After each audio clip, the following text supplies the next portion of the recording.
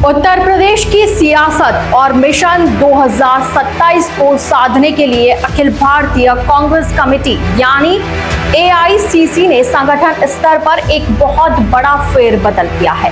कांग्रेस ने अविनाश पांडे को हटाकर दिल्ली सरकार के पूर्व मंत्री और पार्टी के कद्दावर दलित नेता राजेंद्र पाल गौतम को उत्तर प्रदेश कांग्रेस का नया प्रभारी नियुक्त किया है। वर्तमान में अखिल भारतीय कांग्रेस कमेटी के अनुसूचित जाति विभाग के राष्ट्रीय अध्यक्ष राजेंद्र पाल गौतम पिछले दिनों लखनऊ में बसपा प्रमुख मायावती से उनके आवास पर जाकर मुलाकात की कोशिश को लेकर भी काफी चर्चाओं में रहे थे। उत्तर प्रदेश में आगामी विधानसभा चुनाव 2027 को लेकर कांग्रेस पार्टी ने अपनी बिसात बिछानी शुरू कर दी है। इसी क्रम में कांग्रेस हाईकमान ने उत्तर प्रदेश में संगठन में बड़ा बदलाव देखने को मिल रहा है। राज्य में पार्टी संगठन को नई धार देने के लिए बड़ा उलटफेर करते हुए कद्दावर दलित नेता राजेंद्र पाल गौतम को उत्तर प्रदेश कांग्रेस का नया प्रभारी नियुक्त किया गया है। इसे कांग्रेस द्वारा यूपी में दलित और पिछड़े वर्ग के वोटरों को अपने पाले में करने की एक बेहद सोची समझी मास्टर स्ट्रोक रणनीति के रूप में देखा जा रहा है। राजेंद्र पाल गौतम हाल ही में उत्तर प्रदेश की राजनीति की लाइमलाइट में तब आए थे जब वे अचानक लखनऊ में बहुजन समाज पार्टी की राष्ट्रीय अध्यक्ष मायावती के घर उनसे मिलने पहुंच गए थे, लेकिन उनके लिए गेट नहीं खुला था। उन्हें बेरंगी वापस लौटना पड़ा था। कांग्रेस के शीर्ष दलित चेहरे के इस कदम ने यूपी की सियासत में भारी हड़कंप मचा दिया था और गठबंधन और नए सियासी समीकरणों को लेकर तमाम कयास लगाए जाने लगे थे।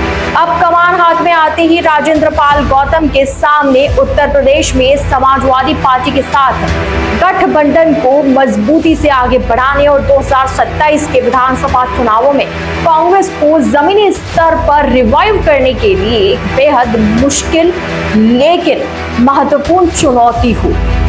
इस घटनाक्रम को कांग्रेस की दलित राजनीति और बहुजन समाज पार्टी के परंपरागत वोट बैंक में अपनी पकड़ बनाने की कोशिश के रूप में देखा गया।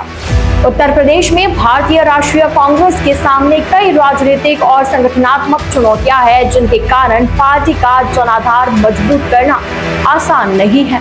उत्तर प्रदेश में कांग्रेस का संगठन लंबे समय से कमजोर माना जाता है और कई जिलों में उसकी सक्रियता सीमित है। विपक्षी राजनीति में समाजवादी पार्टी और बहुजन समाज पार्टी के बीच अपना अलग राजनीतिक आधार बनाना कांग्रेस के लिए चुनौती बना हुआ है। वहीं सत्तारूढ़ भारतीय जनता पार्टी का व्यापक संगठन और मजबूत चुनावी नेटवर्क कांग्रेस पर अतिरिक्त दबाव डालता है।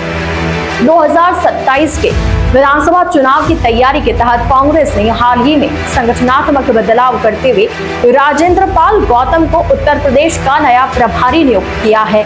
पार्टी का उद्देश्य दलित, पिछड़े और मुस्लिम वोट बैंक तक अपनी पहुंच बढ़ाना है और संगठन को फिर से सक्रिय करना है। उत्तर प्रदेश की राजनीति में मुस्लिम मतदाता एक महत्वपूर्ण चुनावी फैक्टर है। जहां तक कांग्रेस का सवाल है तो 1980 के दशक तक उत्तर प्रदेश में मुस्लिम मतदाताओं का एक बड़ा हिस्सा कांग्रेस का समर्थक माना जाता था। 1989 के बाद खासकर राम जन्मभूमि आंदोलन के दौर के बाद मुस्लिम वोटों का बड़ा हिस्सा समाजवादी पार्टी और कुछ क्षेत्रों में बहुजन समाज पार्टी की ओर चला गया। हाल के वर्षों में कांग्रेस फिर से मुस्लिम, दलित और पिछड़े वर्गों के बीच अपना आधार बढ़ाने की कोशिश कर रही है। 2027 के उत्तर प्रदेश विधानसभा चुनाव की तैयारी के तहत पार्टी ने सामाजिक समीकरणों पर भी जोर दिया है। ऐसे में राजेंद्र पाल गौतम की नियुक्ति 2027 के उत्तर प्रदेश विधानसभा चुनाव की तैयारियों के मद्देनजर संगठनात्मक फेरबदल का हिस्सा मानी जा रही है। राजेंद्र पाल गौतम की यह नियुक्ति ऐसे समय में की गई है जब कांग्रेस 2027 के उत्तर प्रदेश विधानसभा चुनावों की तैयारी में संगठन को नए सिरे से मजबूत करने की कोशिश कर रही है। राजनीतिक विश्लेषकों के मुताबिक दलित समाज में अपनी पकड़ बनाने की रणनीति के तहत भी राजेंद्र पाल गौतम की नियुक्ति को महत्वपूर्ण माना जा रहा है। कांग्रेस का संगठन कई जिलों में अब भी कमजोर माना जाता है। स्थानीय स्तर पर सक्रिय नेताओं और कार्यकर्ताओं का पर्याप्त विस्तार नहीं हो सका है। अजय राय ने प्रदेश भर में संगठनात्मक कार्यक्रम और आंदोलन चलाए। 2024 के लोकसभा चुनाव में कांग्रेस का प्रदर्शन पहले की तुलना में बेहतर रहा, जिसे वे संगठन में पुनर्निर्माण की दिशा में एक कदम मानते हैं। हालांकि अजय राय भी अपनी पूरी संगठनात्मक टीम की घोषणा तय समय पर नहीं कर सके। सूत्रों के मुताबिक इसके पीछे पार्टी के भीतर मंथन, विभिन्न नेताओं के बीच संतुलन साधने की कवायद और केंद्रीय नेतृत्व से परामर्श जैसे कारण रहे हैं। कुल मिलाकर कांग्रेस की सबसे बड़ी चुनौती सिर्फ चुनाव लड़ना नहीं, बल्कि बूथ स्तर तक संगठन को मजबूत करना, नए सामाजिक समीकरण बनाना और मतदाताओं का विश्वास दोबारा हासिल करना है।